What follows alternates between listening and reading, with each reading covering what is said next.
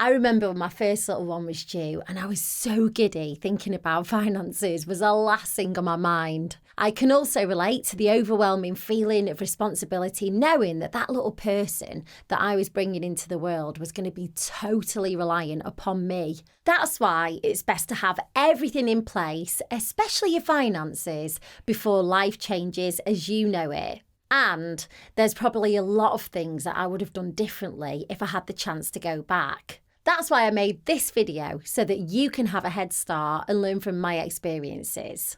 So let's get into it. Step 1, the baby budget. When one of my friends was pregnant with her first child, I remember her telling me a story about walking into Mamas and Papas to start buying things for the baby. She walked in and then she walked straight back out again because she freaked out. She realised that there were a mountain of things that she needed and just didn't know where to start. I know what it's like when you're nesting and having the urge to get everything ready for when that baby arrives. But the truth is, you don't actually need that much stuff in the first few months. If you've got a good family and friends network, the likelihood is they'll want to spoil the baby when it arrives. You may also be lucky enough for them to ask you what you want. And if that's the case, earmark some things that you need on Amazon or in a shop and ask for vouchers. The main items that you'll need at the start are a car seat, you need that when you leave the hospital, a pram, a Moses basket, baby bath, and, depending on how you're going to feed, a steriliser. Buy a handful of baby grows and vests, but be aware that you're probably going to get gifted loads more.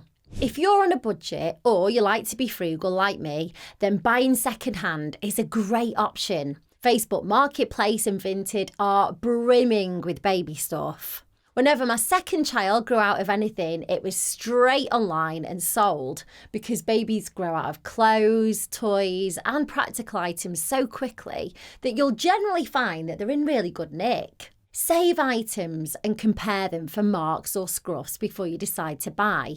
And don't be afraid to ask for more photos if it's an expensive item like a pram. If you want to buy baby items in stages, then don't rush to buy the cart. The midwife's advice is that the baby stays in your room for the first 6 months, so you can put that on hold for a while.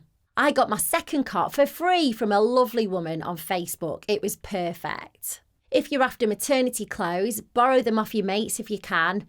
We circulated them between us all to save money. And again, look at buying second hand if you can't borrow any. Step 2. Life insurance. I know, it sounds a bit morbid, but trust me, it's a crucial part of ensuring that your little ones are taken care of if something happens to you. Now, this dawned on me when I was working with my husband and we had an hour commute on the motorway. And as awful as this sounds, I realised that if we were in a fatal accident, how would my kids survive financially? Before I'd given birth, I got us both covered. I'll level with you, it isn't as straightforward as getting a quote for a car or house insurance. You'll probably have to go through at least a half an hour conversation. It's best to look around to see what suits you, but I always rave about Vitality Insurance. You get awarded points for being active, and I earn myself free coffees, I get a half-price gym membership, free cinema tickets, and also 75% discount at the spa. I've only used it once, but it was brilliant. There are loads more, but I won't bore you with them all. I'm a sucker for a freebie and a challenge, so that's why I'm a big fan. But now I can sleep at night knowing that if anything happened to me or my husband, our mortgage would be paid off. Although when we argue, I wonder if I should sleep at night with one eye open. Only joking, I think. Step 3, make a will. Let's get this serious stuff done together. Now, I'm sure you know what a will is. It outlines what happens to your assets and who will take care of your kids if you were to pass away. It might not be the most exciting conversation to have, but it's an essential part of planning for your little one's future. I recommend working with a solicitor who can help you create a will that's tailored to your specific situation. And that way you'll have a solid plan in place for your kids just in case. Step 4. Research childcare costs. Now let's move on to something a bit more fun, childcare.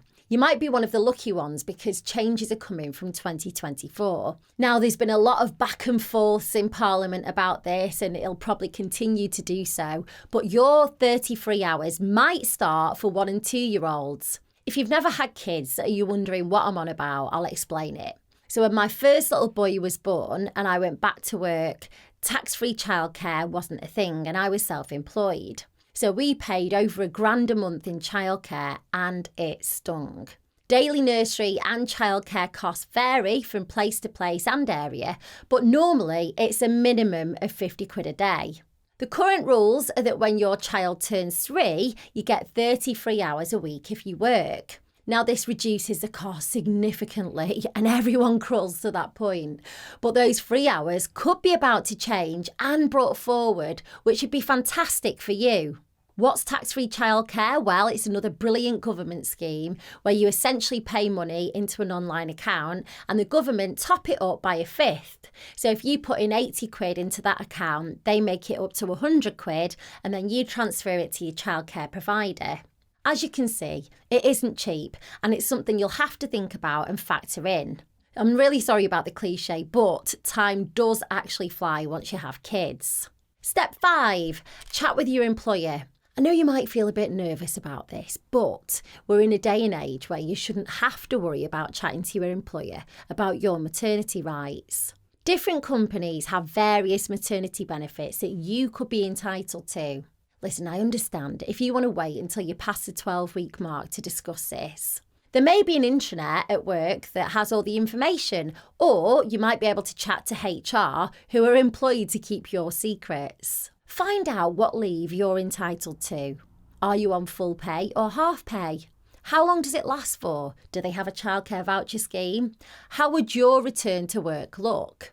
Can you come back part-time or do they have flexible working options? Find out everything you need to know so that when you go on maternity leave, you can forget about this for a while. If you've also found yourself pregnant in a relatively new job, that's something else you'll have to look into. Unfortunately, with both of my boys, I only got statutory maternity pay. It's changed a bit now because I used to get about £140 a week for 39 weeks. But now you get 90% of your average weekly pay for the first 6 weeks and then around £156 for the next 33 weeks. You need to factor all of that into the equation because I had to save up before I went on maternity leave so that I could afford to pay the bills. Step 6. Start saving for education. Don't laugh, but like I said before, time flies and before you know it, your little one will be heading off to school. So get a head start on saving for their education. If your kids decide they want to go to uni, there's no harm budgeting for this now. If you put £50 a month away for their whole baby to 18-year-old journey, that's £10,800 when they finish college. Last, but certainly not least, step 7, let's talk about tackling debt. By paying off your debt and freeing up cash, you'll be in a much better position to handle all of those baby-related expenses. It's such a special time and you don't want to have financial burdens just rumbling along in the background. Depending on how much debt you're in, you may want to look into debt solutions so that you can start a clean slate. Your baby is going to bring you so much happiness that I want you to be able to enjoy your journey as a new parent. That's my 7 essential financial tips to help you prepare for your little bundle of joy. By addressing topics like life insurance, wills and employer benefits, you'll be setting yourself up for success and ensuring that your baby's future is secure. I hope you love being a parent and I wish you all the best of this new exciting journey. Thanks for watching and I'll see you in the next video.